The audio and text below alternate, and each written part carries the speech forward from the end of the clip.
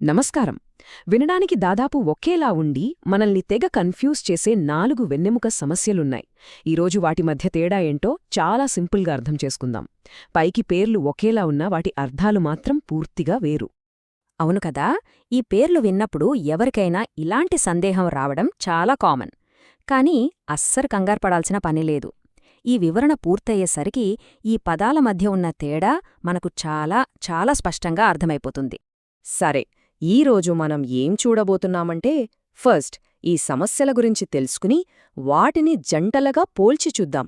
ఆ తర్వాత వీటన్నింటినీ ఈజీగా గుర్తుంచుకోవడానికి ఒక సూపర్ ట్రిక్ కూడా నేర్చుకుందాం. రైట్, ఇంక లేట్ చేయకుండా ఈ క్లిష్టమైన పదాల కథేంటో విడదీసి చూడ్డాం. ముందుగా మొదటి జంట స్పాండిలోసిస్ వర్సెస్ స్పాండిలైటిస్.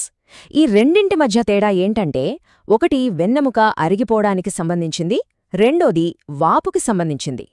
సో ఫస్ట్ది స్పాండిలోసిస్. సింపుల్గా చెప్పాలంటే ఇది వయసు పెరిగే కొద్దీ మన వెన్నుపూసల్లో వచ్చే అరుగుదల అనమాట. దీన్నే వేరే మాటల్లో వెన్నెముక ఆస్టియోఆర్థరైటిస్ అని కూడా పిలుస్తారు. దీని మెయిన్ క్యారెక్టర్స్ ఏంటంటే, ఇది ఒక డీజెనరేటివ్ ప్రాబ్లం.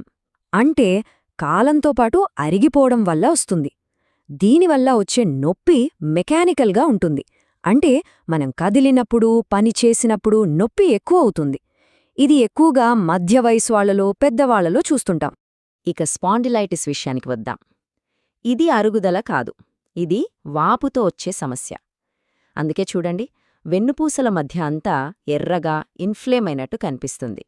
స్పాండిలైటిస్ అనేది ఒక ఇన్ఫ్లమేటరీ కండిషన్. దీనికొక ముఖ్యమైన లక్షణం ఏంటంటే, పొద్దున్నే లేవగానే నడుము అరగంట కంటే ఎక్కువసేపు బిగుసుకుపోయినట్టు ఉండటం.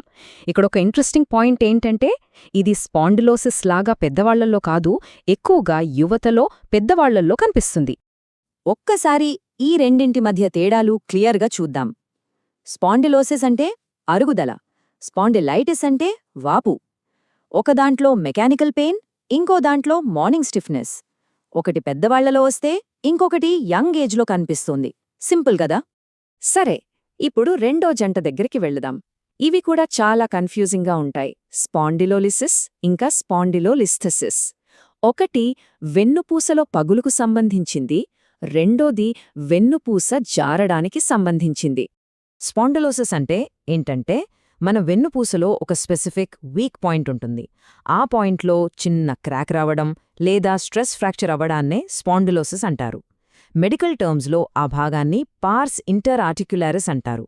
దీని లక్షణాలేంటంటే, నొప్పి ఎక్కువగా నడుముకి ఒక సైడ్ మాత్రమే వస్తుంది. ఒకవేళ ఈ ఫ్రాక్చర్ను మనం సరిగా పట్టించుకోకపోతే అది నెక్స్ట్ స్టేజ్, అదేనండి స్పాండిలోలిస్థెసిస్కు దారితీయొచ్చు. ఇక స్పాండిలోలిస్థెసిస్ అంటే ఒక వెన్నుపూస దాని కింద ఉన్న వెన్నుపూస మీద నుంచి ముందుకు జారిపోవడం. సాధారణంగా లిసిస్ అంటే ఆ పగులు సమస్య బాగా ఎక్కువ అయినప్పుడు ఇలా జరుగుతుంది. అలా జారడం వల్ల ఏమవుతుందంటే, అక్కడ్నుంచి వెళ్లే నరాల మీద ప్రెషర్ పడుతుంది. దానివల్ల నడుము నొప్పితో పాటు ఆ నరాలు ఎక్కడికైతే వెళ్తాయో, అంటే కాళ్లలోకి నొప్పి, తిమ్మిర్లు లాంటి లక్షణాలు కూడా మొదలవుతాయి. ఇప్పుడు ఈ రెండింటినీ పోల్చి చూస్తే లిసిస్ అనేది ఒక చిన్న భాగంలో వచ్చే క్రాక్. అదే లిస్థెసిస్ అంటే మొత్తం వెన్నుపూస ముందుకు జారిపోవడం. ఒకదాంట్లో నొప్పి అక్కడే ఉంటే రెండో దాంట్లో మాత్రం నరాల మీద ప్రెషర్ పడి కాళ్లదాకా ఎఫెక్ట్ ఉంటుంది. ఇన్ని విషయాలు తెలుసుకున్నాం కదా, ఇప్పుడు అందరం వెయిట్ చేస్తున్న అసలైన మ్యాటర్కి వచ్చాం. ఇంత క్లిష్టంగా ఉన్న ఈ పేర్లను అంత ఈజీగా ఎలా గుర్తుంచుకోవాలి? ఇంత కన్ఫ్యూజింగ్గా ఉన్న ఈ పేర్లను వేరువేరుగా గుర్తుపెట్టుకోవడానికి ఏమైనా సింపుల్ టెక్నిక్ ఉందా? ఖచ్చితంగా ఉంది.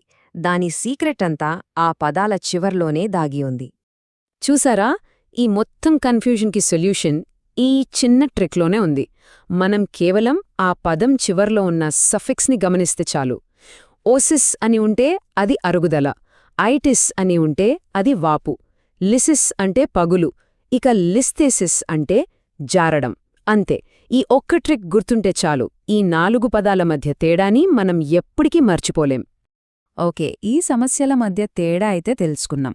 కానీ ఏ వెన్ను సమస్యకైనా సరే దెబ్బ గట్టిగా తగిలినప్పుడు వెంటనే తీసుకోవాల్సిన ఫస్ట్ ఎయిడ్ ఏంటో కూడా ఒక్కసారి క్లుప్తంగా చూసేద్దాం. ఎప్పుడైనా సరే తీవ్రమైన గాయం తగిలినప్పుడు గుర్తుంచుకోవాల్సిన బేసిక్ ప్రిన్సిపల్: మొదటి 24 నుంచి 48 గంటల వరకు ఆ భాగానికి కంప్లీట్ రెస్ట్ ఇవ్వాలి. అలాగే వాపు తగ్గడానికి ఐస్ పెట్టాలి. చివరగా ఒక్కసారి ఆలోచించాల్సిన ప్రశ్న: ఒకవేళ వాపు సమస్యకి అరుగుదల ట్రీట్మెంట్ ఇస్తే, లేదా ఒక పగులు సమస్యకు ఎముక జారినదానికి చేసే ట్రీట్మెంట్ ఇస్తే దాని రిజల్ట్ ఎలా ఉండొచ్చు? అందుకే కరెక్ట్ డయాగ్నోసిస్ అనేది ఎంత ఇంపార్టెంటో మనకిప్పుడు అర్థమవుతోంది కదా. ఆలోచించండి.